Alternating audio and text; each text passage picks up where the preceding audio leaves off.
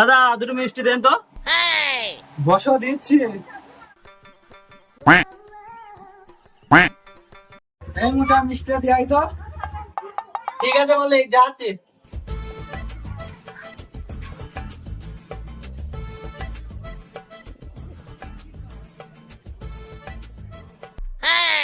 এ ভাই শোনো, বলো ভাই।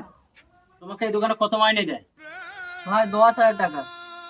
বলছে আমার অফিসে কাজ করবি, 50,000 টাকা মাইনে দেবো। করবো কাজই করবো না, কোন জায়গায় তুমি কাজ পেয়েছি, আমি চললাম। ভাই শোনা, কাকে ডাকছো? কাজে খোঁজ করছি না। হ্যাঁ সকালে আমার কাছে কাজে চলে আসিস, 15,000 টাকা মাইনে দেবো। ঠিক আছে দাদা।